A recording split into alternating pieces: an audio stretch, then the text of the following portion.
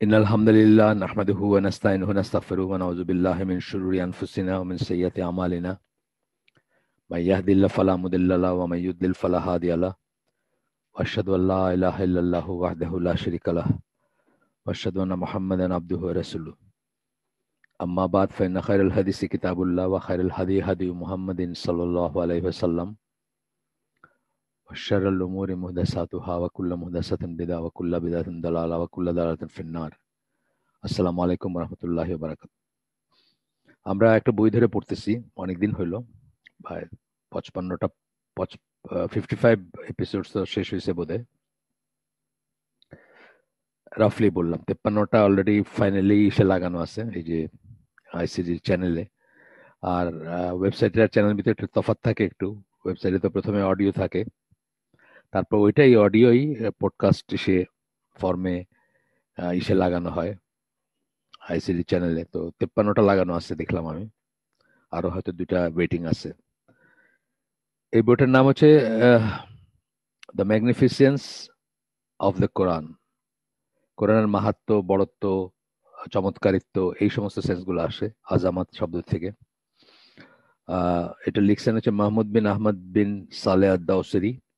যারা নতুন তাদের জন্য আমি একটু পড়ে দিচ্ছি, বিকজ দু এক সপ্তাহ পর পর তো আমরা এটা একটু করি, আবার বলি একটু, যাতে অ্যালাইন্ড হয় মানুষজন। তো এটা উনি এটা ওনার মাস্টার্সের ডিসার্টেশন। এটা উনি ইয়েমেন একটা ইউনিভার্সিটি থেকে মাস্টার্স করছিলেন। এই ইংলিশ ইটার উনি ভূমিকায়, এটা 1426 হিজরি, এখন তো 42, 1426 হিজরিতে লিখছেন উনি। সৌদি আরবের ইসলামিক অ্যাফেয়ার্সের যে মিনিস্ট্রি, এন্ডাওমেন্টস মানে ওয়াকফ, প্রোপাগেশন অফ ইসলাম, দাওয়া এবং গাইডেন্সের, সেটাতে করেন, চাকরি করেন। দামাম বেসড, এখানে দামামের ঠিকানা দেওয়া আছে।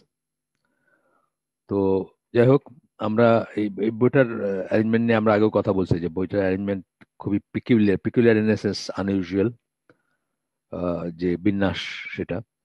তো এখন আমরা সেকেন্ড চ্যাপ্টারে আছি, যদিও সেকেন্ড চ্যাপ্টার, বাট বই অলমোস্ট শেষ আমাদের। আমরা বইয়ের 302 পৃষ্ঠায় আছি এখন। তো সেকেন্ড চ্যাপ্টারটা ছিল অ্যাবাউট গ্রেটনেস অফ দ্য কোরআন, কোরআনের গ্রেটনেস। এর ভিতরে আবার 3টা চ্যাপ্টার ছিল, না সরি, এই চ্যাপ্টারের ভিতরে 3টা পার্ট ছিল। প্রথম পার্টটা ছিল the greatness of the Quran's overall superior qualities. তারপরটা ছিল the greatness of the Quran's specific superior quality. একটা বললাম ওভারঅল সুপিরিয়র কোয়ালিটি, একটা স্পেসিফিক সুপিরিয়র কোয়ালিটি। ওভারঅল বলতে মানে ধরেন সকল কিতাব, সকল নসিহা, সকল ওয়ে অফ লাইফ, এইভাবে সেগুলার চেয়ে সুপিরিয়র বা এইসব কথাবার্তাগুলো আসছে। আর স্পেসিফিক মানে কিছু কিছু পার্টিকুলার জিনিসের যেগুলো আর কোথাও নাই বা আর কারো নাই, সেগুলা সেরকম ছিল ব্যাপারগুলো। তো এখন আমরা যে অংশে আছি, এই অংশটা হচ্ছে যে সেকশন বললাম আগে, এই অংশটা হচ্ছে দ্য স্পেসিফিক সুপিরিয়র কোয়ালিটিজের যে অংশ ছিল সেটাতে আছি আমরা। সেটার আবার সাব মানে সেকশন আছে। প্রথমটা ছিল the virtues of listening to the Quran, পুণ্য বা সৎ কাজ বা ভালো কাজ, কোরআন লিসেনিংটা ইটসেলফ বা এটার আহ, আহ, গুণাগুণ, এই সেন্সটা আসে। প্রথম সেকশনটা ছিল, সেটা আমরা শেষ করছি। না, সেটা শেষ করিনি, সেটার ভিতরে আবার সরি, সেটা শেষ করিনি। সেটার ভিতরে আবার অংশ আছে, ওই যে বললাম যে একটু কমপ্লিকেটেড সাবহেডিং আছে। Listening to the Quran result in being the recipient of Allah's mercy, আল্লাহর মার্সি বা রাহমা লাভ করা যায় কোরআন শুনেই শুধু। এটা আমরা শেষ করছি। সেকেন্ড সাবহেডিংটা হচ্ছে Quran listening to the Quran leads to guidance for both human beings and jinn, মানুষ এবং জিন তারা হেদায়েতের পথ দেখে শুধু কোরআন শুনেই। এই অংশটাতে আমরা আছি এখন। এই অংশটাতে বেশ কিছুটুকু পড়ছি আমরা, আর বাকিটুকু এখন পড়বো ইনশাআল্লাহ।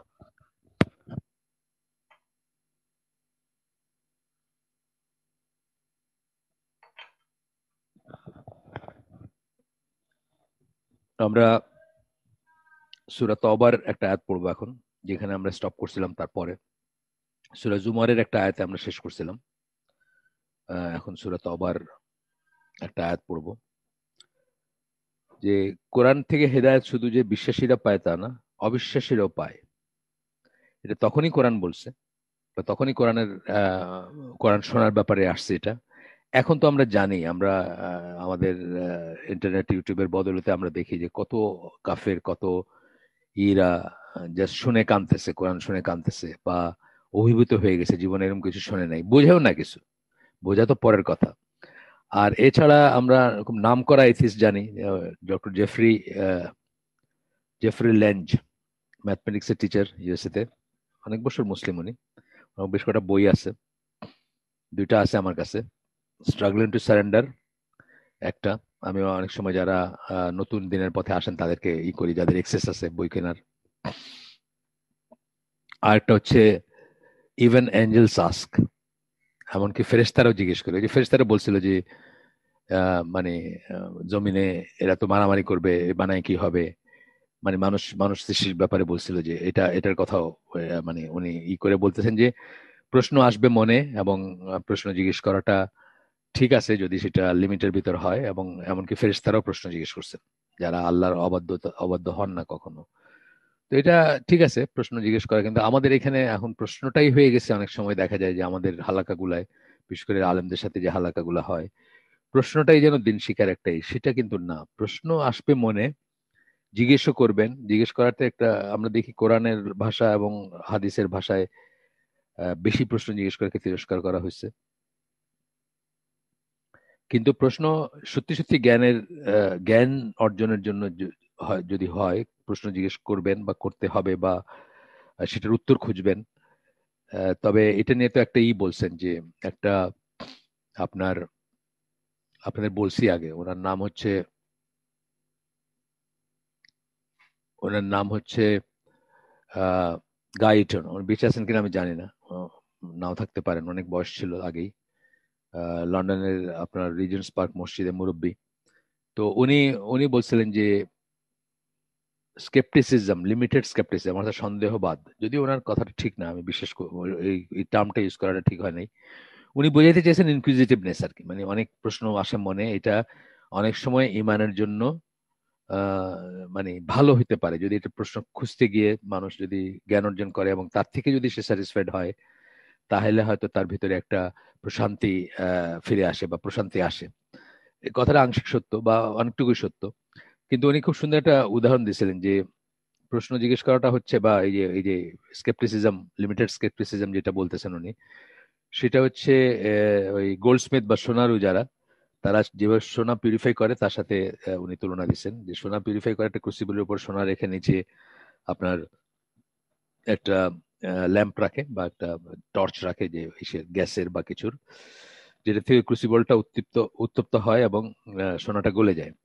গলে গিয়ে ওইটার ইম্পিউরিটিস গুলো ভেসে ওঠে, ওগুলো সরায় ফেললে পিওর সোনাটা থাকে।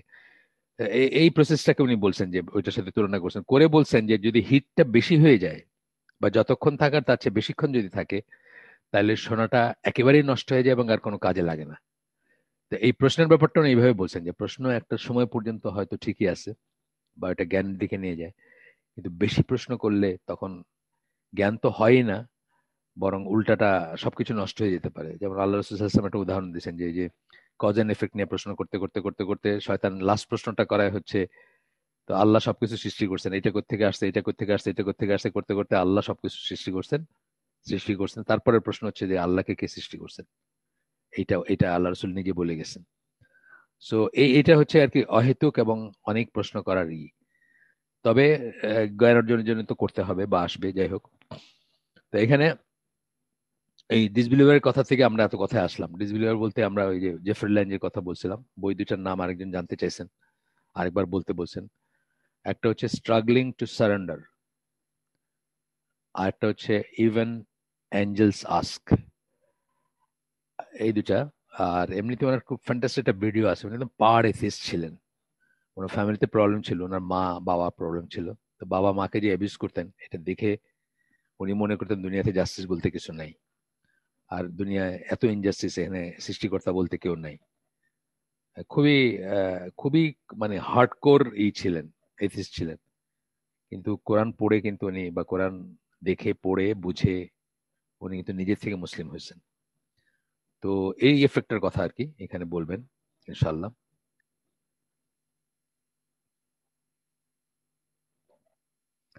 সূরা তওবার 6 নম্বর আয়াত আসতেছে। 5 নম্বর আয়াতটাই হচ্ছে, যেখানে পাও এই হারাম মাসসমূহ অতিক্রম করার পরে, বা মানে অতিক্রান্ত হইলে, হারাম মাস যেগুলোতে যুদ্ধ বিগ্রহ, হত্যা, হানাহানি নিষেধ ছিল,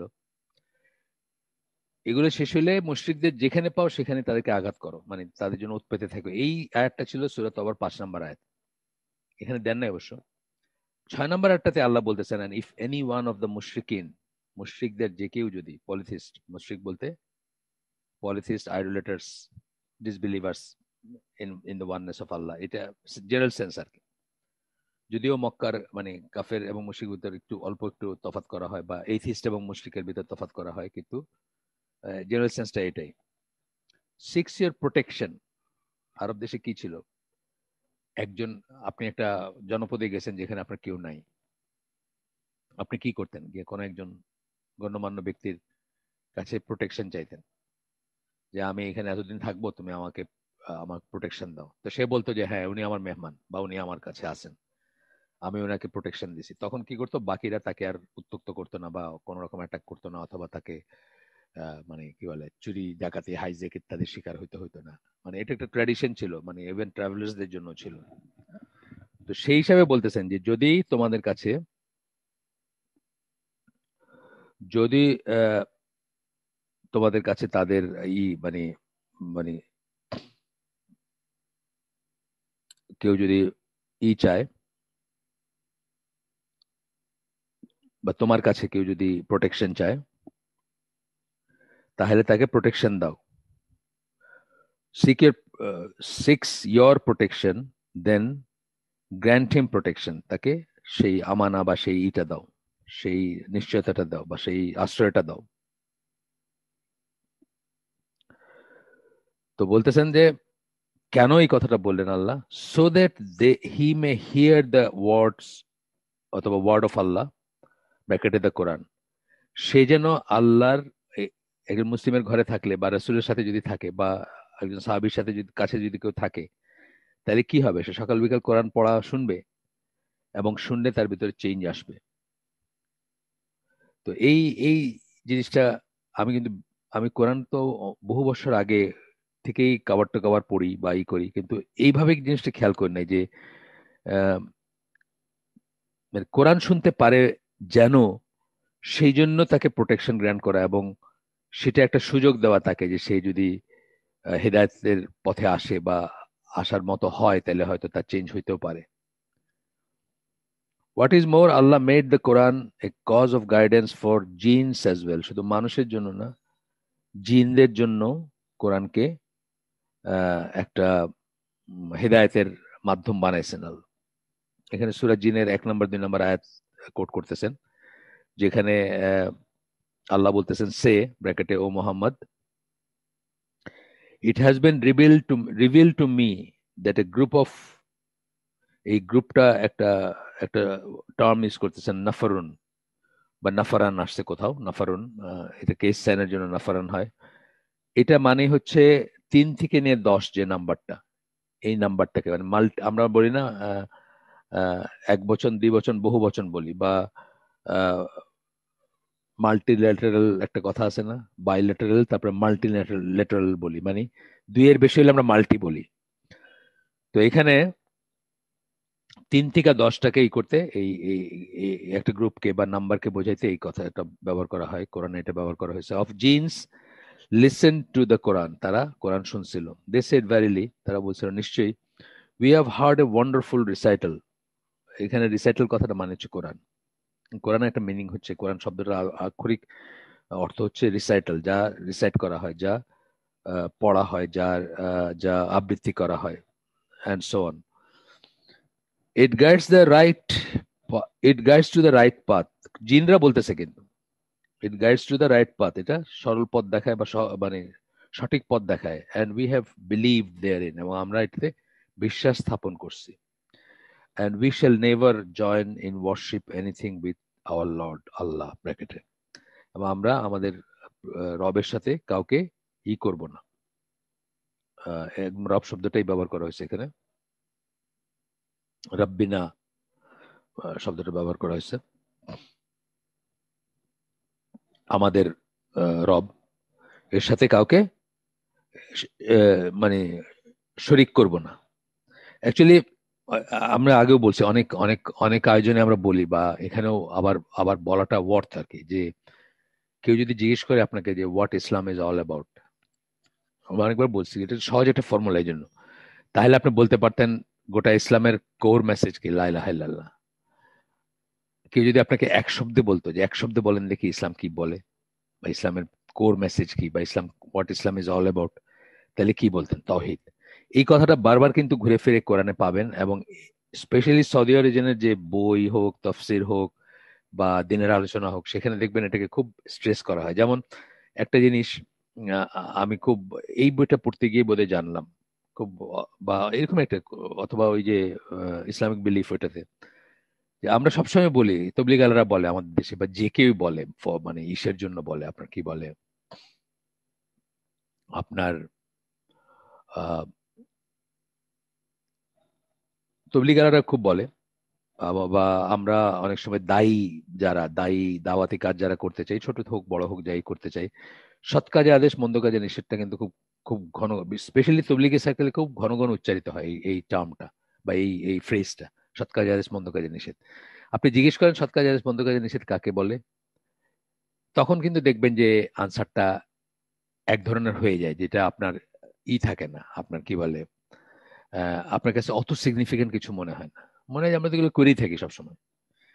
আমরা তো আমার চোখের সামনে বাচ্চা হোক বুড়া হোক যারেই আমরা দেখি, ধরেন কেউ একটা গাছ থেকে এমন ভাবে ডাল ভাঙতেছে যে গাছটা মরে যাবে, তো আমরা নিষেধ করি না, এমনি করি আমরা। তো আমরা এইগুলা থেকে নিয়ে অনওয়ার্ড আর কি, মানে জীবনের সাথে দৈনন্দিন জীবনে অনেক কিছু কি বলি, কিন্তু সবচেয়ে প্রথমটাই কিন্তু আমরা বলি না।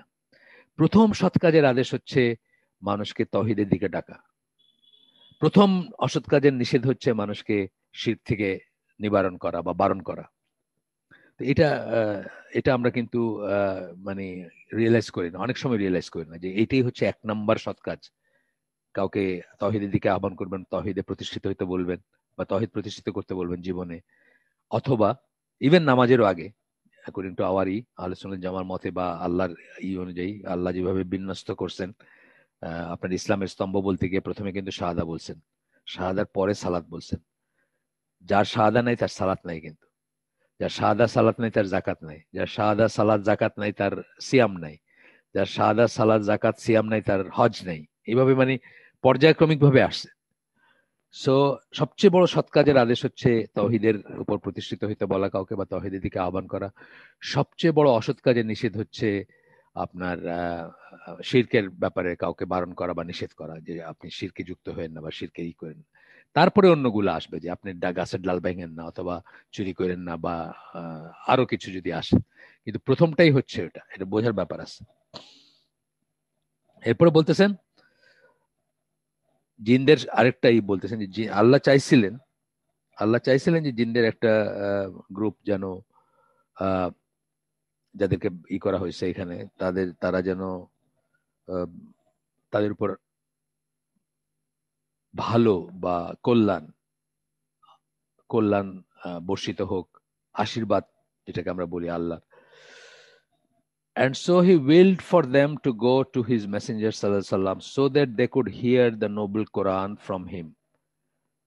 সেই জন্য পাঠাইছিলেন তখনকার কাফেররা, এবং ইভেন জিন কাফের, মানে কাফের জিনরা বা কাফের মুসলিমরা তখনকার, এখনকারও কাফের মুসলিমরা, যে ফ্রিল্যান্ডের কথা বললাম, গ্যারি মিলার, বা অনেকের কথা পাবেন যারা কোরআন শুনে অথবা পড়ে বা দেখে বা বুঝে সেখান থেকে মুসলিম হয়েছেন। এবং অনেকে বলছেন এটা, যে আমরা যদি আগে মুসলমানদের দেখতাম আমরা মুসলিম হইতাম কিনা ডাউট ডাউট আছে আমাদের, কারণ মুসলমানের যে আখলাক, এখন যে চরিত্র বা যে বৈশিষ্ট্য আমরা দেখি, এগুলা তো অ্যাট্রাকটিভ হওয়ার কোনো কারণ নেই, আসলে কোনো কারণ নেই অ্যাট্রাকটিভ হওয়ার। বাট আমরা আগে কোরআনের সংস্পর্শে গেছি, এই জন্য আমরা মুসলিম হয়েছি, এটা অনেকেই বলছেন বা বলে থাকেন। তো ইন আদার ওয়ার্ডস, কোরআন যা প্রিচ করে মুসলমানরা তা রিপ্রেজেন্ট করেন না এখন, অথবা মুসলমানরা যে লাইফটা দেখান কাফেরদেরকে সেটা কোরআনের লাইফ না আর কি, বা কোরআন যে লাইফ চায় সেটা না, এটা আরেকভাবে বললে সেটাই আর কি। তো so that he could complete his favour upon them, জিনদের উপরে তার ফেভারটা কমপ্লিট করেন, অর্থাৎ যে কারণে আমাদের কাছে নবী পয়গম্বর পৌঁছানো, কেন আমরা যেন আল্লাহকে না বলি যে আমরা তো জানতাম না, আমরা তো শুনি নাই, আমরা তো আহলুল ফাতরা যাদের বলে আপনি জানেন, আহলুল ফাতরা বলে একটা টার্ম আছে, সেটা হচ্ছে যে আপনার দুই নবীর মাঝখানে যারা,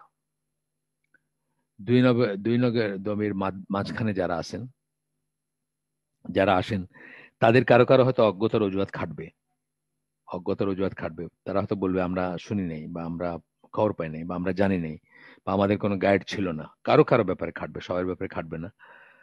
বা যারা অ্যামাজনে বসবাস করতেছেন, পৃথিবীর সভ্যতার আলো তাদের কাছে পৌঁছায় নাই, হয়তো থাকতে পারে। তো এইখানে যে আল্লাহ যে তাদেরকে নিয়ে আসলেন এখানে শোনার জন্য, এটা কিন্তু একটা বিরাট ফেভার, তাই না? মানে ফেভার কমপ্লিট করা, যে এই যে তাদেরকে এক্সেসটা দিলেন, বা তারা যে ইটা পেলেন, মানে সুযোগটা পাইলেন। Those jinns having become guided themselves return as warners to their fellow jinns. সে মানুষের ভিতরে যেমন হইতো যে অনেকগুলো ট্রাইব বা অনেক দূর দূরান্ত থেকে মানুষজন রাসূল সাল্লাল্লাহু আলাইহি ওয়াসাল্লামের কাছে আসতো, আইসা তারা কনভিন্স হইতো, তারা নিজেরা মুসলমান হইতো, হয়ে তারপরে তারা এসে যাইতো, ফিরে যেত আপনার ইসের কাছে, তাদের ট্রাইবের কাছে ফিরে যেত, গিয়ে বলতো জানো এই এই শুনছি এরকম, তোমরা কি কেউ হইলে হইলো, না হইলে হয়তো সে একাই ওই ট্রাইবে, এরকম বর্ণনা আছে যে সেই সেই ওই ট্রাইবে মুসলিম, বাকিরা আর হয় নাই। তো তাকে আর্জ করা হয়েছে, তাকে বলা হয়েছে যে তুমি তাহলে মুশরিকদের ছেড়ে এসে ভিতরে চলে আসো, মদিনার কমিউনিটিতে চলে আসো, এভাবে তাদেরকে আর্জ করা হইতো, বলা হইতো, ঠিক যেভাবে আজকে কাফের দেশ ছেড়ে মুসলিম দেশে মাইগ্রেট করার কথা বলা হয়, একই জিনিস। The chain of events that led to the guidance began with listening to the Quran. এরপরে যে জিনদের কাছে তারা গেল, গিয়ে তারা ওকে বললো, যা বললো বা যেভাবে বললো, দুইটা সূরা মেইনলি আসছে, সূরা জিন এবং সূরা আহকাফ। They said to one another, তারা ওই সময় যখন কোরআন শুনতেছিল, তখন একজন আরেকজনকে বলতেছিল যে লিসেন ইন সাইলেন্স, মানে চুপ করে শোনো, খেয়াল করে শোনো। এটা কিন্তু আল্লাহরও আদেশ আমাদের, তাই না? কোরআন যখন যখন তেলাওয়াত হবে আমাদের চুপ করে শোনার কথা, বা মন দিয়ে শোনার কথা বলা হয়েছে, শোনা এবং অনুধাবন করার চেষ্টা করা, বা রিয়েলাইজ মানে এটার অর্থ নিয়ে চিন্তা করা, বা ইত্যাদি, তাদাব্বুর যেটাকে আমরা বলি। They did so as they listened quietly to the Prophet sallallahu alaihi wasallam, Prophet sallallahu alaihi wasallam's recitation of the Quran. They contemplated its meaning. As a result, the trueness of the Quran অথবা Quranic verses reached the inner depth of their hearts. এখানে সূরা আহকাফ থেকে আল্লাহ করতেছেন, একই একই রকম বর্ণনা। তো এখানে একটা জিনিস নিয়ে এই আয়াতটা আমি জাস্ট 4-5 দিন আগে পড়লাম, পড়ে একটা একটা খটকা লাগলো আমার, এবং সেই খটকা থেকে আমি একটা নতুন জিনিস, মানে এটা নিয়ে চিন্তা করিনি আগে কোনোদিন, নতুন জিনিস আমার ছেলে এবং আমি আলাপ করলাম, এবং সেখান থেকে বাইরে হয়ে আসলে একটা নতুন আন্ডারস্ট্যান্ডিং বলতেছি আপনাদের পরে। And remember when we sent towards you, ব্র্যাকেটে মোহাম্মদ, ওই নাফরান শব্দটা আসছে 3 to 10 পার্সেন্স, মানে একটা সমষ্টি আর কি জিনদের, of the jinns quietly listening to the Quran, মানে খুব কায়ে মনে কোরআন শুনতেছিল। when they stood in the presence thereof, মানে তারপর তারা যখন এখানে দাঁড়ায় শুনতেছিল, তখন তারা they said listen in silence, মানে মন দিয়ে শোনো। and when it was finished they returned to their people as warners, তারা তাদের মানুষের কাছে ফিরে গেল, তাদের মানে জনগোষ্ঠীর কাছে ফিরে গেল, জিনদের জনগোষ্ঠী। এখানে দেখেন ক্লিয়ারলি কিন্তু তাদের জনগোষ্ঠী আছে, বা এই যে মুসলমানদের ভিতর অনেকে জিনের ব্যাপারটা এক্সপ্লেন করতে না পেরে তখনও এবং এখনো উল্টাপাল্টা কথাবার্তা বলে। তখনও বলছে, তখন বলতে মানে ওই সময় না, মানে আমি বলতেছি যে অনেক আগে 1890 বা 95 দিকে মুসলিম সকল স্কলাররা কাফেরদের সাথে কাছে মানে ক্লারিফাই করতে না পেরে বলছেন যে তাহলে বোধহয় জিন মানে কোনো মাইক্রোব বোঝাইছেন আল্লাহ, অর্থাৎ ব্যাকটেরিয়া বা আপনার কি বলে ভাইরাস, এই ধরনের কিছু মাইক্রোব, যেগুলো আমরা চোখে দেখি না কিন্তু জীবন্তই। অথচ জিন সম্বন্ধে ইসলামী আকীদা কি? পরিষ্কারভাবে ইন্ডিভিজুয়াল। তারা তারা হচ্ছেন জিন এবং ফেরেশতা সম্বন্ধে একই রকমেরই, মানে ইন্ডিভিজুয়াল হিসেবে সেম জিনিসটা আর কি। ফেরেশতারাও কিন্তু ইন্ডিভিজুয়ালস। আমি এনামুল হক, আরেকজন তাহিন রহমান। এই এই যে দুইজন মানুষ যেরকম আলাদা, ফেরেশতাদেরও এ এবং বি আলাদা ইন্ডিভিজুয়ালস। যদিও ফেরেশতা এবং জিনদের ভিতরে তফাৎ আছে। আহ জিনদের ব্যাপারে হচ্ছে তারা মানুষ ছাড়া আরেকটা প্রজাতি বা স্পেসিস বলি যদি আমরা, যাদের চয়েস আছে, যাদের বিচার হবে, যাদের জান্নাত আছে, যাদের জাহান্নাম আছে। শুধু তাই না, জিনরা হচ্ছে আরেকটা সমষ্টি যাদের চয়েস দেওয়া হয়েছে, যাদের চয়েস দেওয়া আছে ভালো বেছে নেওয়ার, মন্দ অ্যাভয়েড করার, অথবা মন্দ বেছে নেওয়ার, ভালো অ্যাভয়েড করার। তারা চুজ করতে পারে, সেই জন্য তাদের বিচার হবে। এবং তাদের মানুষের মতোই তাদের সংসার আছে, তাদের বংশবৃদ্ধি আছে, তাদের আহ, মানে এই ধরনের ব্যাপার সবকিছুই আছে তাদের, জাস্ট মানুষের মতো। মানে জাস্ট আমরা আরেকটা ডাইমেনশন, বা আমরা তাদের দেখি না, এইটুকুই। স্কলাররা বলেন, এই যে ওনার নাম হচ্ছে আহমদ শাকার, ওনার একটা বই আছে জিনের উপর, একটা বই আছে, ইউএসএ তে থাকেন, ইংলিশে বই আছে। তো উনি সহ স্কলাররা বলেন যে আমাদের সাথে তাদের টেনজেনশিয়াল এক্সিস্টেন্স। টেনজেনশিয়াল মানে ট্যানজেন্ট সম্বন্ধে যারা জানেন, ট্যানজেন্ট কি? একটা বৃত্তে স্পর্শক যেটা, অর্থাৎ বৃত্তকে কাটে না, যে স্ট্রেট লাইন কাটে না কিন্তু টাচ করে জাস্ট, সেটাকে বলে আমরা ট্যানজেন্ট বলি। মানে জাস্ট একটা জায়গায়, কোনো একটা জায়গায় টাচ করে কিন্তু কোনো ইন্টারসেকশন নাই। তো জিনদের সাথে এই জন্য, মানে জিনদের যে তাদের জায়গা কি, তারা থাকে কোথায়? জনবসতিতে ইউজুয়ালি থাকে না, এটা খুব এক্সেপশন। এই জন্য দেখবেন হঠাৎ 100 জনের সাথে কথা বলে দেখবেন একজনের হয়তো এক্সপিরিয়েন্স আছে জিন নিয়ে। কারণ জনগোষ্ঠী জিনের থাকার জায়গা না ইউজুয়ালি, বা মানে সিটিজ বা এই যেখানে আমরা মানুষের বসতি ঘন, বা এই জিনদের মেইন জায়গা কোথায়? সমুদ্রে অথবা ডেজার্টে, এইগুলো হচ্ছে মেইন জায়গা থাকার। তো যাই হোক, তারা আমাদেরই মতো ইন্ডিভিজুয়ালস, এক একজন ব্যক্তি, তাদের মেল ফিমেল আছে, তাদের এগুলো সব আকিদার পয়েন্ট কিন্তু। The world of devils and jinn, যে বইটা ওমর আল আশকারের, আমাদের এখানে আমাদের ওয়েবসাইটে বা আমাদের এই চ্যানেলে লাগানো আছে। এটা পুরা হয় না, এটা উত্তরে আমরা হালাকা করতাম, ওই যে আগের দিনের রেকর্ডিং যা হইতো আর কি, সেটার ভিত্তিতে যতটুকু প্রিজার্ভ করা গেছে। খুব ভালো রেকর্ডিং এর ব্যবস্থা ছিল না তখন, এগুলা 2010, 11, 12-র কথা বলতেছি, বা 12-13-র কথা বলতেছি। খুব ভালো সিস্টেম ছিল না তখন। তো তারপরেও যা ছিল সেটা দিয়ে যা প্রিজার্ভ করা গেছে আছে। তবে এই বইটা সবাই পড়তে পারেন, অনেক অনেক আই ওপেনিং জিনিস আছে। এটা ওই ডক্টর ওমর আল আশকারের 8টা বই, আকিদা সিরিজের 8টা বইয়ের একটা আর কি, the world of devils and jinn. এটা নিয়ে আমার ওই কিছু আছে, আবার মেয়েদের জন্য আমার ওয়াইফও বোধহয় কিছু করছেন, এই কন্যা যায় জননী যে গ্রুপ আছে, ওইটাতে বোধহয় কিছু দেওয়া আছে। উনি আলাদা করে করছেন আর কি, ওই বই থেকে যেটুকু রেলেভেন্ট বা এই মেয়েদের জন্য, যে হালাকা হালাকা নাই, রেকর্ডিং যেটা করেন, পোস্ট করেন সপ্তাহে, সেটার অংশ হিসাবে। তো যাই হোক, আমরা একটু আগাই। তো বলতেছেন যে and when it was finished, তারা তাদের মানুষের কাছে গেল, গিয়ে কি বলল? ও আওয়ার পিপল, মানে আমাদের আহালকে, তাদের আহালকে তারা অ্যাড্রেস করতেছে যে হে হে লোক সকল, হে আমাদের লোক সকল, বা যাই হোক। Verily we have heard a book, ব্র্যাকেটে দিস কোরআন, আমরা একটা কিতাব শুনছি। সেন্ড ডাউন আফটার মোসেস, মুসার পরে যেটা পাঠানো হয়েছে। Confirming what came before it, it guides to the truth and to a straight path. আমরা একটা কিতাব শুনছি যেটা মুসার পরে অবতীর্ণ করা হয়েছে। কনফার্মিং হোয়াট কেম বিফোর ইট, এর আগে যা আসছে, যে কিতাবগুলো আসছে বা যা আসছে সেগুলোকে কনফার্ম করে। It guides to the truth and straight path, সত্যের দিকে পথ নির্দেশনা দেয় এবং সরল পথ বা সিরাতুল মুস্তাকিম, বা এই সেন্সটা আর কি, স্ট্রেট পাথ বলতে যেটা বুঝি সেটার দিকে। এইখানে আমি একটা, যে জিনিসটা খেয়াল করলাম, সেটা আগে খেয়াল করি নাই আমি, যদিও কোরআন তো আগে পড়া হয়েছে বা অর্থ সবই পড়া হয়েছে। সেটা হচ্ছে, তারা কি বলল? তারা বলল যে মুসার পরে আসছে এই কিতাব। আমার যে খটকাটা লাগছে সেটা হলো যে ঈসা আলাহ সাল্লামের কথাটা কেন উচ্চারিত হলো না এখানে? আমরা তো জানি মুসার পরে ঈসা আলাহ সাল্লামের কথা আসছে। তাহলে কি তারা জানতো না যে ঈসা আলাহ সাল্লামেরই?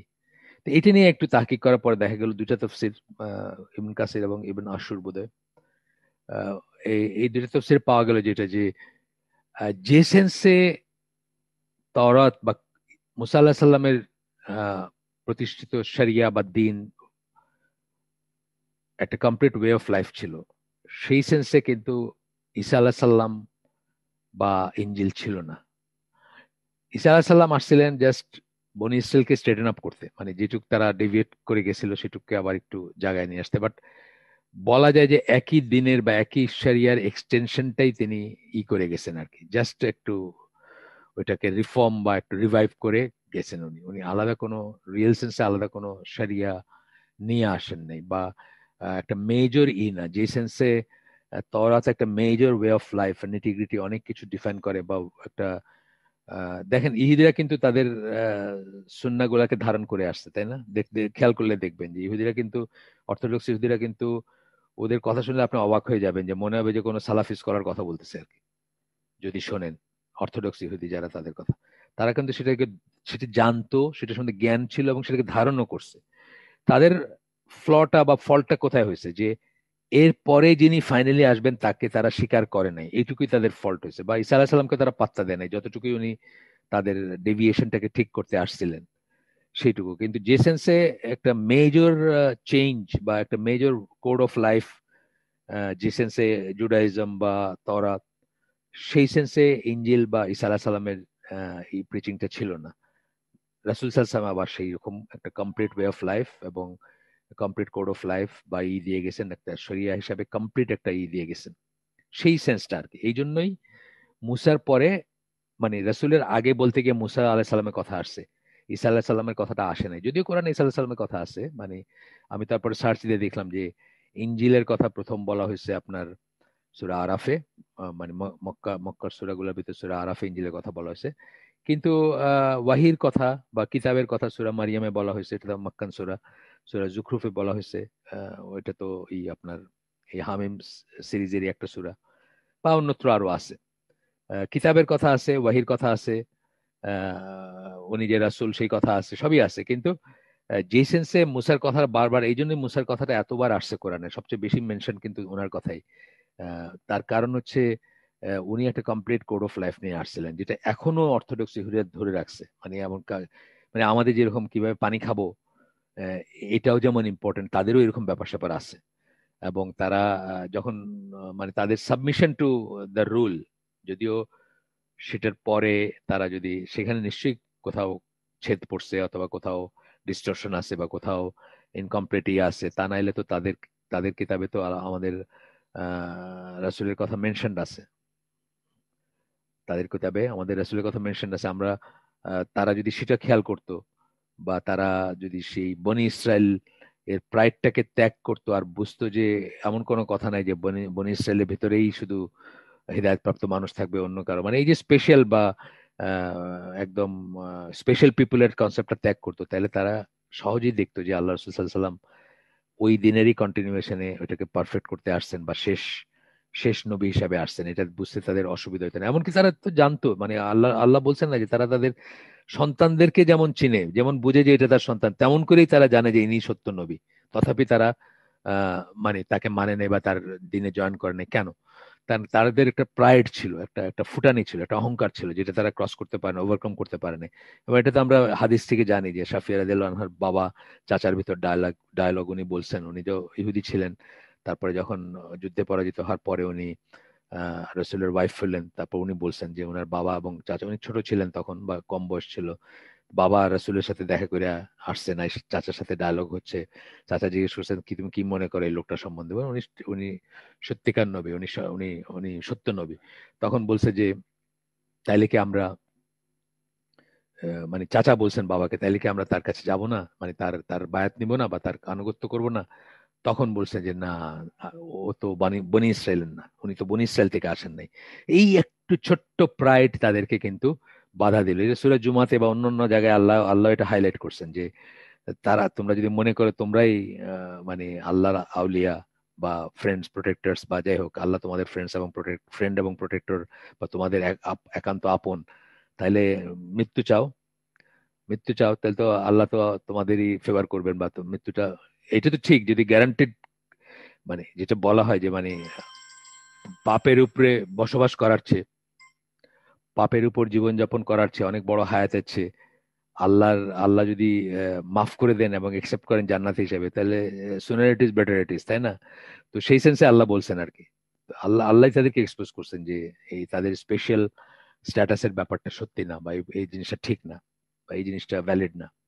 তো যাই হোক, আমরা আবার ফিরে আসি যে আমি বললাম যেটা, যে মানে কোরআন পড়লে, বারবার পড়লে, আমি বলি না যে, আমি এমনিতে বলি আলাদা আর কি, নট রিলেটেড টু দিস হালাকা, আলাদা আমরা বলি না যে কোরআন যতবার পড়বেন আপনার মনে হবে আরে এই জিনিসটা তো খেয়াল করে নেই, বা লেয়ার আপন লেয়ার মিনিং যেটা আর কি, মানে আপনি হয়তো কভার টু কভার পড়ছেন, অনেক খেয়াল করে পড়ছেন, কিন্তু এই মিনিংটা আপনি কখনো দেখেন না, বা এই জিনিসটা আপনি কখনো রিয়েলাইজ করেন নাই। এই যেমন এইটা একটা কথা বললাম যে আমি এই জিনিসটা রিয়েলাইজ করি নাই যে এই এবং এই একটা পড়ার ঠিক কয়েকদিন আগে আমি ধারাবাহিকভাবে পড়তেছি, তো মানে হয়তো 2-3টা সূরা আগে পিছে, মানে আগে পিছে তো না, আগের আর কি, মানে হয়তো এটা হচ্ছে তো আপনার আহকাফ হচ্ছে 46 নম্বর সূরা, এই এই হয়তো 40 থেকে 46-এর ভিতরে আরো কোন সূরাতেও এই একই জিনিস পাইছি আমি আরেকবার, যে ওই বলা হচ্ছে, আল্লাহ বলতেছেন কোন একটা প্রসঙ্গে যে এটার আগেরটা বলতে গিয়ে মুসা আলাহিসাল্লামের সাল্লামের কথা বলতেছেন, বা তাওরাতের কথা বলতেছেন, কোরআনের আগের। তো ইঞ্জিলটা সেই সেন্সে সিগনিফিকেন্ট না, এবং ইঞ্জিল তো আসলে কতটুকু সেটা খুব একটা প্রশ্নবোধক চিহ্ন, কারণ এই ওরা যেটাকে নিউ টেস্টামেন্ট বলে, লুক, ম্যাথিউ, মার্ক, জন, 4টা গসপেলস বলে সুসমাচার, অমুক লিখিত, অমুক লিখিত, অমুক লিখিত, অমুক লিখিত, এগুলো হলো অনেকটা আমাদের অনেকটা অনেকটা আর কি, যে সাহাবীরা যেমন একটা ঘটনাকে বর্ণনা করছেন, আমরা অনেক সময় দেখি যে কোন একটা হাদিসের 2টা বা 3টা বর্ণনা আসছে, তার ভিতরে সামান্য একটু ভ্যারিয়েশন আছে, ছোট্ট একটু ইয়ে আছে, বা একটা শব্দ বেশি আছে, বা একটা শব্দ কম আছে। এইটাই আরো বড় স্কেলে, এবং ডিফারেন্স গুলো আর অনেক বড়, বা কতগুলো একদম বেসিক ডিফারেন্সও আছে, মানে যেগুলা আহ, একটা সত্য হলে একটা সত্য না, এরকম ডিফারেন্সও আছে। সেই রকম বর্ণনা এগুলা এগুলা ঈসা আলাহিসাল্লামের সাল্লামের কিতাব আপনি পড়লেই বুঝবেন যে এগুলা ওই নাজিলকৃত কিতাব মনে করার কোনো কারণে নেই। তবে এর ভিতরে হয়তো ধরেন 5-10% হয়তো ঈসা আলাহিসাল্লামের সাল্লামের কথা আছে। আমি আপনাদেরকে আগেও বলছি, আবার বলতেছি, যে আমি ওই ইংল্যান্ড থেকে যখন শেষ ভয়েসটা করি, আমি যখন, যে আমি জানতাম যে আমি জাহাজ থেকে আর আর জাহাজে আসবো না, নেমে যাব, এরকম একটা চিন্তা যখন ছিল যে আর চাকরি করব না, তো তখন আমি ওই ফিলিক্সটো, ইউকেতে, ওই পোর্ট থেকে আমি একটা নিয়ে আসছিলাম, আপনার ওই যে বাইবেল, তাদের ওই যে সিমেন্স ক্লাব বলে, জাহাজিদের জন্য এক ধরনের ক্লাব থাকে। ক্লাব বলতে ওখানে ওই সেন্সে ক্লাব না, মানে এখানে ধরেন আপনি চিঠি পোস্ট করতে পারেন, টেলিফোনে কথা বলতে পারেন, বই পড়তে পারেন। আর এগুলোর পেছনের মেন মিশনটা হচ্ছে আপনার খ্রিস্টান বানানো আর কি। চাইলে আপনার সার্ভিস দিবে, ওই ইরা আছে, তারা আপনাকে উপদেশ দিবে, তাদের কাছে আপনি আহ, দিন সম্বন্ধে জানতে চাইতে পারেন, তাদের দিন বা ইত্যাদি। তো ওইখানে তরে তরে মানে অনেক সাজানো আছে, তো আমি তাদেরকে বলছিলাম যে আমি একটা বাইবেল পাইতে পারি কিনা, ফ্রি ডিস্ট্রিবিউট করে, বাট আমি তো মুসলিম, সেই হিসাবে আমি বলছিলাম যে পাইতে পারি। সাথে সাথে তারা খুব খুব উৎসাহের সাথে আমাকে দিল একটা কিং জেমস ভার্সন। ওদের তো আর অনেক ভার্সন আছে বাইবেলে, যাই হোক। তো ওইটাতে আপনার এই এই ভার্সনটাতে, এই এই যে মানে প্রিন্টটাতে, এখানে আপনার দিয়ে রাখছে, কি বলে, লাল কালিতে কতগুলা জিনিস লিখে রাখছে, বলছে যে এইগুলা মোটামুটি ভাবে কনফার্ম যে ঈসা আলাহ সাল্লামের মুখের কথা আর কি। তো সেটা খুবই কম, মানে মানে আপনি যদি দেখেন, খুব এই জন্যই আর কি, যে সেন্সে তাওরাতটা একটা মেজর ই মানে শরিয়া বা দিন বা ওয়ে অফ লাইফ বা একটা গ্রন্থ, সেই সেন্সে ইঞ্জিলটা না আর কি। এবং সেই জন্যই বাইবেলে দেখবেন আপনি ওল্ড টেস্টামেন্টটাই মানে বাল্ক কথাগুলো ওইখানে, আর বাকিটা তো বললাম যে একই কথাকে 4জন বর্ণনা করছেন, কিছু গল্পের মতো করে, ঘটনার মতো করে। সেটাই আপনার ওই নিউ টেস্টামেন্ট যেটা, বা খ্রিস্টানদের নিজস্ব সম্পত্তি যেটা, সেটা হচ্ছে ওইটুকু আর কি। আর ইহুদিরা তো ওনাকে মানতো না, ওনার বরং উল্টাটাই, এইখানেই তারা ভুলটা করছে আর কি। ইহুদিরা ঈসা আলাহ সাল্লামকে না মেনে ভুল করছে, আবার খ্রিস্টানরা আমাদের না মেনে ভুল করছে। ইহুদি এবং খ্রিস্টান দুই দলই আমাদেরকে না মেনে ভুলটা করছে আর কি। কিন্তু আহ, যদি মানতো, বা যারা মানছে, মানে নাই যে তা না, তারা কিন্তু ওই চেনটা রক্ষা করছেন আর কি। আমরা এই পরবর্তী এসে দেখবো, পরবর্তী যে যে অধ্যায়ে আমরা যাচ্ছি, সেখানে আমরা দেখবো যে আহ, যে আপনার এই যে খ্রিস্টান বা ইহুদিদের ভিতর যারা সিরিয়াসলি কোরআন শুনছেন বা কোরআন বুঝছেন, তারা কিন্তু ঠিকই মনে বুঝছেন যে এটাই আল্লাহর দিন, এটাই সত্য দিন, এখানে তাদের ফিরে আসা উচিত, বা তারা কনভার্ট করছেন এবং তারা এটাকে একই ধারাবাহিকতা মনে করছেন যে মানে ইব্রাহিম আল্লাহ সাল্লাম থেকে নিয়ে যারা আছেন তাদের। তবে এটা ঠিক যে এইটার আবার একটা ট্র্যাপ আছে, সেটা আবার বোঝার ব্যাপার আছে। ট্র্যাপটা কি? এই যেটা ট্রাম্পই করছে, এটা কিন্তু অনেক আগে থেকে আছে। আব্রাহামিক ফেইথ কথাটা কিন্তু কয়েন করছেন অনেক স্কলার অনেক আগে থেকে, মানে মিলমিশ প্রেম ভালোবাসার জন্য আর কি। মুসলিমদের সাথে ইসেদের প্রেম ভালোবাসার জন্য, মানে ইহুদিদের খ্রিস্টানদের। তারা মনে করছেন এটা করলে বোধহয় মুসলিমদের একটু টেম করা যাবে, তাদেরকে যা ইচ্ছা তাই ব্যবহার করার পরেও তারা হয়তো মানে আমাদের বন্ধুই থাকবে। যে জন্য এই ট্রাম্প মানে বলতে বলতে ওর জামাই যে কুশনার, সে তো এই এই আরব দেশগুলোকে নিয়ে ইসরায়েলকে নিয়ে মানে একটা ল্যাপছ্যাপ মানে আমানা বা সিকিউরিটি বা সেফটির একটা করছে। যদিও অত্যন্ত হাস্যকর এই এফোর্টটা আর কি, যে আহ, মানে লুজিং এন্ডে সবসময় মুসলিমরাই। সেই সুবাদে সে জেরুজালেমকে আমেরিকার মানে আর কেউ রেকগনাইজ, ইসরায়েল নিজেও বলে নাই ওইভাবে, কিন্তু সে রেকগনাইজ করে সে ওইখানে তার এমবাসি শিফট করলো। যাই হোক, অনেক নাটক ফাটক আছে। তো অ্যাব্রাহামিক ফেইথের এই কনসেপ্টটা কিন্তু যেভাবে তারা কয়েন করে, আমরা তো সেটা সেটা বিশ্বাস করি না। মানে আমরা মনে করি কি, আমাদের বিশ্বাসের মানে আকিদার অংশ কি, সকল দিন অ্যাব্রোগেটেড হয়ে গেছে। যেদিন আল্লাহ আমাদের দিনকে কমপ্লিট করছেন বিদায় হজের মাঠে, যে সূরা মায়দার 3 নম্বর আয়াত, সেই দিন পৃথিবীতে, তারপরে পৃথিবীতে মাত্র দুইটা দিন, দিন আল ইসলাম অথবা দিন আল কুফর। আপনি হয় মুসলিম না হয় কাফের, মাঝামাঝি কিছু নাই, বা কোনো গ্রে এরিয়া নাই। আমরা এটা এটা কিন্তু অনেক মুসলিম জানে না বা অনেক রিয়েলাইজ করে না বা বোঝে না। যে বলে যে হচ্ছে তাদের মতো করে তারা ঠিক আছে, বা তাদের মতো করে তারা যতক্ষণ মানতেছে, তাদের যখন তাদের কিতাব মানতেছে, তারা তো ঠিকই আছে তাদের নবীরই। এটা কিন্তু একটা ভুল কনসেপ্ট, এবং এটা ইমান বিনষ্টকারী বিষয় হইতে পারে। কারণ আমরা জানি ইমান বিনষ্টকারী বিষয়ের একটা হচ্ছে কাফেরদেরকে কাফের মনে না করা। কোরআনে স্পষ্টত, হাদিসে স্পষ্টত, যে সমস্ত আহলে কিতাব ইসলামে দাখিল হন নাই, বা আল্লাহর দিনের কাছে, আল্লাহর কিতাবের কাছে, আল্লাহ রসুলের কাছে আত্মসমর্পণ করেন নাই, বা তাদের সে ফোল্ডে আসেন নাই, আল্লাহ রসুলের ফোল্ডে বা আল্লাহ রসুলের দিনের ভিতরে প্রবেশ করেন নাই, তারা কিন্তু স্পষ্টত কাফির। তাদেরকে মুসলিম মনে করার কোনো স্কোপই নাই, বা তাদেরকে মুসলিম শুধু না, মানে কি বলে, মানে বিশ্বাসী মনে করার বা তারা ঠিকই আছেন এটা মনে করার কোনো স্কোপই নাই। এখানে কিন্তু অনেক অনেক ওয়েল রেড বা ওয়েল মানে অনেক পড়াশোনা করা মুসলিমও কিন্তু একটা ভুল করেন। তারা মনে করেন, যেমন ডক্টর ইকবাল মনে করতেন যে হিন্দুদেরকে কাফের বলা যাবে না। ডক্টর ইকবাল বলতে আল্লামা ইকবাল যাকে বলা হয় আর কি, সরি ডক্টর ইকবাল আমি বললাম। মুসলিম ওয়ার্ল্ডে আবার মুসলিম বুঝে মানে ইন্ডো পাক মুসলিমদের ভিতরে আবার ডক্টর ইকবাল বললে কেউ খুঁজতে শুরু করবেন যে কোন ডাক্তারের কথা বলতেছি, তা না। ওনাকে ডক্টর ইকবাল বলে ইন্ডিয়ানরা বলে, আমার মুখে হঠাৎ এটা চলে আসছে। আমি আল্লামা শব্দটা ইউজ করতে চাই না, কারণ উনি কোন সেন্সে আল্লামা বলতে যা বোঝায় তা ফুলফিল করেন না আমার মতে। তো উনি মনে করতেন যে হিন্দুদেরকে কাফের বলা যাবে না, তার কারণ হিন্দুরা একটা হায়ার গডে বিশ্বাস করে। এই যে কনসেপ্টটা, এটা ইটস সেলফ কুফর। কাফেরদেরকে কাফের, আপনি দেখবেন ইমান বিনষ্টকারী বিষয়ের 2 নম্বর পয়েন্টে হচ্ছে কাফেরদেরকে কাফের মনে না করলে আপনার ইমান নষ্ট হয়ে যাবে, মানে আপনি নিজে কাফের হয়ে যাবেন। সুতরাং আমরা খুব সাবধান থাকবো। তার মানে এটা না যে তা মারমার কাটকাট সবাই মাইরে ফেলবো, এটা হলো মোটেই না। মোটেই না, এটা আমরা বারবার বলছি, আবারও করতেছি। ইয়াং জেনারেশন যারা আছে তাদের ভিতরে এই জিনিসটা আসতে পারে মনে, যে তার মানে কি তাহলে যেখানে পাও কাফের মারো, সকাল বিকাল কি আছে না। সেটা না, কিন্তু সেটা মোটেই বলতেছি না আমরা। বা যে মুশরিকদের কথা সূরা তওবার 5 নম্বর আয়াতে বললাম যে তাদের জন্য উৎপেতে থাকো এবং তাদেরকে যেখানে পাও সেখানে ঘায়েল করো। এই এই এই এইটা কিন্তু একটা একটা স্পেশাল সিচুয়েশন, একটা স্পেশাল অবস্থায় কিন্তু কনটেক্সট, যেটা মানে কনটেক্সচুয়াল বলি আমরা, যেটা মানে ওই ওই অবস্থার ব্যাপার কিন্তু এটা এটা কিন্তু ঢালাও ব্যাপার না। এবং আমরা পরবর্তীতে যখন আল ওয়ালা ওয়াল বারা পড়ছি বা পড়ি যাদের কাছে, যাদের, সেখানে আমরা দেখি যে ডক্টর সালাল ফজান খুব স্ট্রিক্ট বইটা, ওই বুকলেটটা একটা একটা আমাদের একটা আয়োজনে আমরা পড়তেছি এখন ঢাকায়। তো মেয়েদের একটা আয়োজনে। তো আপনার সেখানে আমরা কি দেখি যে যে সূরার শুরু করছেন আল্লাহ এটা বলে যে আমার এবং তোমাদের শত্রুদের বন্ধু হিসাবে গ্রহণ করে না, ইহুদি খ্রিস্টানদের কথা বলছেন, বোঝাইছেন, বা মুশরিক কাফেরদের কথা বলছেন।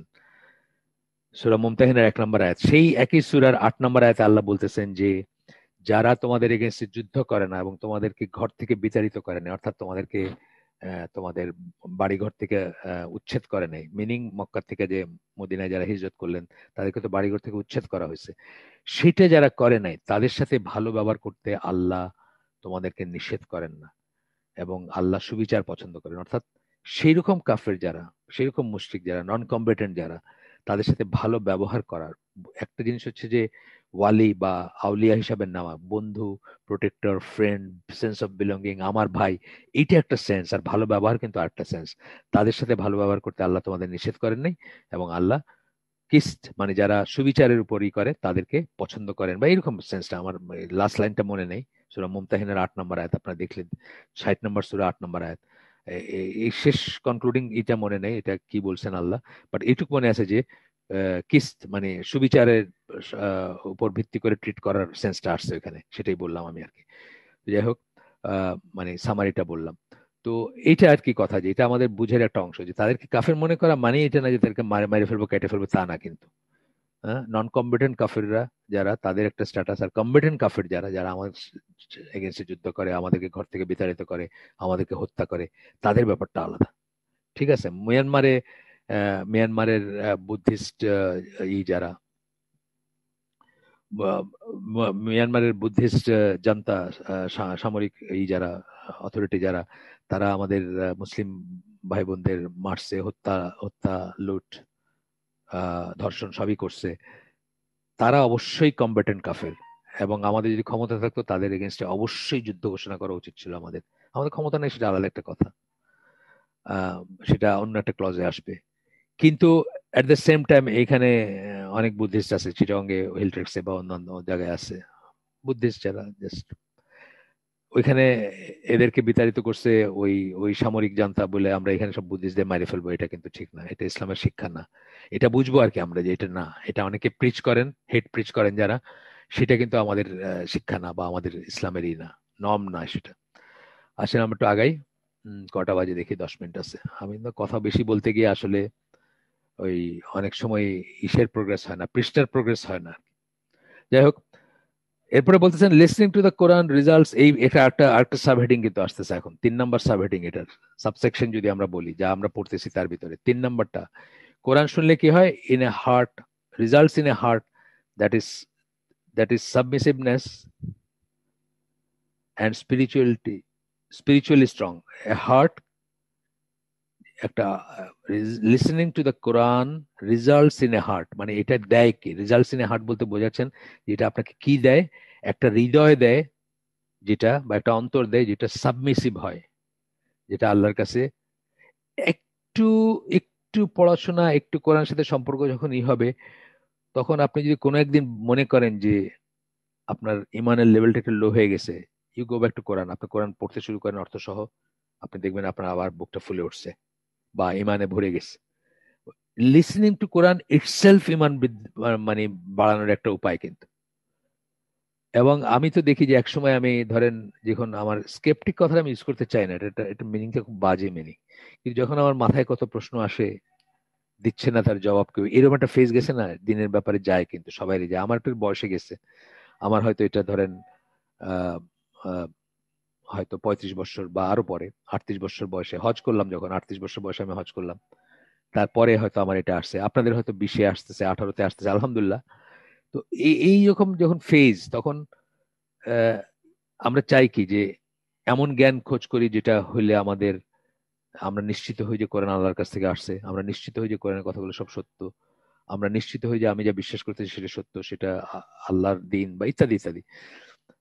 তারপরে একটা ফেজ আসবে যে জাস্ট কোরআন পড়া ইটসেলফ আপনাকে বোঝাই দেবে যেটা আল্লাহর কাছ থেকে আসছে, মিনিং কোরআন পড়াটা ইটসেলফ একটা টুল অফ ইনক্রিজিং ইমান, আর সবকিছু বাদ দিয়ে। তো এই কথাটাই আরেকভাবে বলতেছেন ওনারা, যে রিজাল্টস ইন এ হার্ট, এমন একটা অন্তর আপনাকে দিবে দ্যাট ইজ সাবমিসিভ, যেটা আত্মসমর্পণ করবে, সমর্পণ করবে নিজেকে, অ্যান্ড স্পিরিচুয়ালি স্ট্রং, কিন্তু at the same time spiritually strong হবে। চোখ দিয়ে পানি বের হয় মানে কিন্তু এটা কোনো দুর্বলতা না। চোখ দিয়ে পানি বার হচ্ছে যার, সেই একদম ইস্পাত কঠিন, যখন একটা সত্যাসত্য, ন্যায় নীতি, যুদ্ধ বা ইমান এর প্রশ্ন আসবে, তখন সেই ইস্পাত কঠিন, যেটা বর্ণনায় আসছে যে রাত্রে দরবেশ তাহাজ্জুদে দাঁড়ায় তারা, দিনের বেলা যোদ্ধা, ফিয়ার্স যোদ্ধা, কাফেরদের বর্ণনায় আসছে, তখনকার সাহাবী বা তাদের পরবর্তী প্রজন্মগুলোর কথা আসছে, যে রাতে যখন তাহাজ্জুদে দাঁড়াইছে, দাড়ি ভিজে যাচ্ছে চোখের পানিতে, সেই লোকই দিনের বেলা যখন দেখা যাচ্ছে ফিয়ার্স যোদ্ধা আর কি, মানে সামনে কেউ দাঁড়াইতে পারবে না তার, এরকমের যোদ্ধা। এই ব্যাপারটা আর কি, একদিকে আপনি সাবমিসিভ হবেন, আপনার অন্তর গলে যাবে, আপনার চোখে পানি আসবে, at the same time spiritually strong, মানে সত্য মিথ্যার ব্যাপার যখন আসবে, ইমান কুফরের ব্যাপার যখন আসবে, ঠিক বেঠিকের ব্যাপার যখন আসবে, তখন একদম ইস্পাত কঠিন যেটাকে আমরা বলি সেটা, এই কথাটাই বলতেছেন। And spiritually strong and in eyes, আর কি দিবে আপনাকে, সেসব চোখ দিবে আপনাকে, listening to the Quran, that shed tears out of fear of Allah, আল্লাহর ভয়ে। আল্লাহর ভয় হচ্ছে খাসিয়া, যেটা ভয় একটা সেন্স এবং আর একটা সেন্স। অটাও খুব ইম্পর্ট্যান্ট একটা জিনিস, হ্যাঁ। খুশু খুজু বলি না আমরা নামাজে, আর ভয়ের ভিতরে একটু তফাৎ আছে।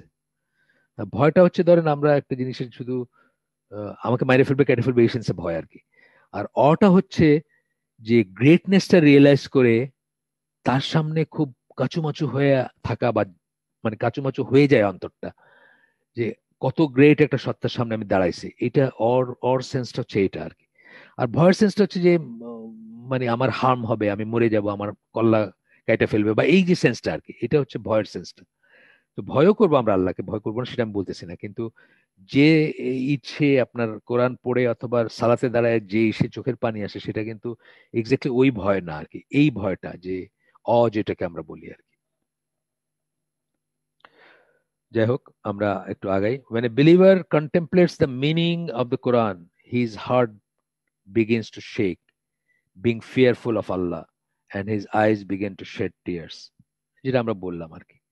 যখন কোরআন নিয়ে কন্টেমপ্লেট করে, মানে বিশেষ করে অর্থ বুঝলে, অর্থ না বুঝলেও এফেক্ট হয়, আমি দেখছি, নিজেই দেখছি, কিন্তু অর্থ বুঝলে যে এফেক্ট হবে, অফকোর্স অর্থ না বুঝলে সেই এফেক্ট হবে না।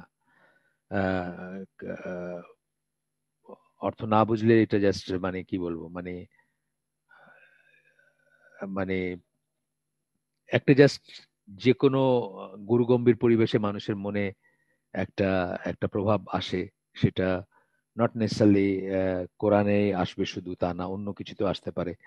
ধরেন একজন মানুষ যখন একা একটা ঝর্ণার বা একটা একটা নদীর পাড়ে বসে থাকে এবং নদীর স্রোতের শব্দটা শুনতে পায়, একা একদম, সে ধরেন ভোরবেলায় অথবা সন্ধ্যায় ঠিক আগে আগে, তখন তার মনে একটা ভাব জাগ্রত হতে পারে, একটা ট্র্যাঙ্কুইলিটির ভাব আসতে পারে। এরকম একটা, এটারই ম্যাগনিফাইড, অফকোর্স আল্লাহর কিতাবের সাথে এগুলো তুলনীয় না, সেরকমই একটা এফেক্ট হয়তো আসে। কিন্তু অর্থ বুঝলে যেটা হয় সেটা একটা একদম অন্য একটা dimension.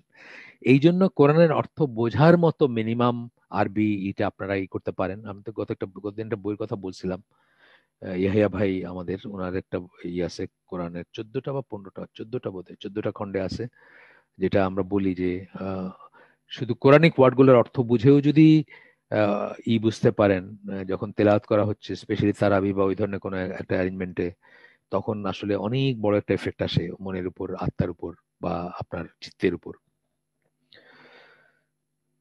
His mental state heightens and he becomes more conscious of his Lord, যেটা আমরা আগেই বলে ফেলছি একটু আলোচনার ভিতরে, যে তার মেন্টাল স্টেট হাইটেন্স, তার মানসিক অবস্থাটা অনেক উৎকর্ষ লাভ করে, এবং সে আল্লাহ সম্বন্ধে বিকামস মোর কনসিয়াস, অর্থাৎ কি তাকওয়াটা বেড়ে যায়। কনসিয়াস কথাটা আমরা তাকওয়ার অর্থ কি বলি, অনেকে আল্লাহ ভীতি বলেন, আমরা বলি গড কনসিয়াসনেস, আল্লাহ সচেতনতা বলি। অর্থাৎ আপনি প্রতিনিয়ত রিয়েলাইজ করবেন, ফিল করবেন, বুঝবেন যে আপনি আল্লাহর চোখের সামনে আছেন, আল্লাহর দৃষ্টির সামনে আছেন, আল্লাহ আপনাকে দেখতেছেন, এন্ড আপনি অ্যাকর্ডিংলি বিশ্বাস, মানে অ্যাকর্ডিংলি বিহেভ করবেন। এটা তো একদম খুব কমন একটা জিনিস, আমরা দুনিয়ার জিনিস দিয়ে দেখি, যে আব্বা দেখতেছে ছোটবেলায় তখন এক ধরনের পড়া হয়েছে, আব্বা দেখতেছে না তখন আরেক ধরনের পড়া হয়েছে, তাই না? পড়ার টেবিলে বসে আছে ঠিকই, বইও আছে সামনে, আব্বা দেখতেছেন এক রকমের রেজাল্ট, আব্বা দেখতেছেন না আরেক রকমের, মানে এফেক্ট সেটার। তো এইটা আর কি, যে আল্লাহ গড কনসিয়াসনেস বলতে মানে আমরা এটা বুঝি যে তাকওয়া যেটাকে আমরা বলি, যে এইটা মনে করা, যে এটা এটা বোঝা যে আল্লাহ আমাদেরকে দেখতেছেন। এবং এই কথাটা থাকলেই, বোধটা থাকলেই আপনার বিহেভিয়ারের একটা প্যাটার্ন আসবে। আর এই বোধটা যদি ভিতরে না থাকে, আর একটা প্যাটার্ন আসবে আপনার। এটা নিয়ে অনেক কথা বলছি আমরা আগে, অনেকবারই আমি বলছি। And he oscillates between state of hope and feeling of fearfulness. খুব ইম্পর্টেন্ট একটা কথা বলছেন, যে একটা মুহূর্তে আপনি আপনি হোপ পাচ্ছেন, আর একটা মুহূর্তে আপনার ভয় আসতেছে। হোপ আসতেছে, আপনি তো মনে করতেছেন যে আমি তো এই দলটার কাছাকাছি, যাদেরকে আল্লাহ বলছেন, যাদেরকে জান্নাতের সুসংবাদ দিচ্ছেন, বা আপনার আশা হচ্ছে যে আমি বোধহয় এই দলটার ভিতরে পড়ে যাব। তারপরে আবার যখন উল্টাটা বলতেছেন যে এই করা হবে, যারা এটা করবে না, তখন আপনার ভয় হচ্ছে আমি তো আবার এটাতে পড়ি না, বা আমি তো এটার ভিতর না, বা আমি তো এককালে এই পাপগুলা করছি বা এই ধরনের একটা খারাপ কাজ করছি, আমি কি তাহলে এটার ভিতর পড়ে যাব? এই যে ব্যাপারটা আর কি, আমি আগে বলছি যে আহলে সুন্নাল জামার মতে হোপ, হোপ, ফিয়ার এবং লাভ, ভালোবাসা, আশা এবং ভয়, এটা একটা ট্রায়াঙ্গেল। মানে আল্লাহর প্রতি ভালোবাসা বা আল্লাহর আপনার প্রতি ভালোবাসা, হোপ, আল্লাহর উপর, আল্লাহর কাছে আশা করা, এবং আল্লাহকে ভয় করা, এটা একটা ট্রায়াঙ্গেল। এবং এটা সমবাহু ত্রিভুজ হবে, মানে ব্যালেন্সড হবে। এটা যদি উল্টাপাল্টা হয় তাহলে কিন্তু যে কেউ ধ্বংস হয়ে যেতে পারে। কারোর ভিতর যদি হোপটা বেশি হয় যে যাই করি আর কোনো সমস্যা নেই, আল্লাহ তো মাফ করে দিবেন, জিসাস লাভস মার্কা আর কি খ্রিস্টানদের, একেবারে নিশ্চিত ধ্বংস, আর কোনো নেই। আর আল্লাহ চাইলে অন্য কথা, আল্লাহ চাওয়ার কথা আসতেছে না এখানে, কার্যকারণ হিসাবে বলতেছি। এই যে আপনাকে একটার পর একটা পাপ করবেন আপনি, এবং আপনি প্রত্যেকটা কইরা তবা করবেন বা মনে মনে একটু এগুলো রিগ্রেট করে আবার ওটা করবেন, কারণ আল্লাহ তো মাফি করে দিবেন, কোনো সমস্যা নাই। এটা হলো যখন আশাটা বেশি হয়। ভয় বেশি হলে কি হবে? মার মার কাট কাট খারেজি টাইপের হয়ে যাবে, কথায় কথায় কাফের, কথায় কথায় মুশরিক, কথায় কথায় মাইরে ফেলো, কেটে ফেলো, হ্যাঁ, এইসব চলে আসবে। তো এটা ব্যালেন্স হইতে হবে, এই কথাটাই আসছে এখানে। He is hopeful of Allah's rewards and more importantly of Allah being pleased, আল্লাহ থেকে রিওয়ার্ড পাবে সেটার জন্য হোপফুল, এবং আল্লাহ তার উপর রাজি খুশি হচ্ছেন এটার ব্যাপারে hopeful. And he is fearful of আল্লাহস anger and punishment, এবং আল্লাহর আহ ক্রোধ এবং শাস্তির ব্যাপারে তার ভয়।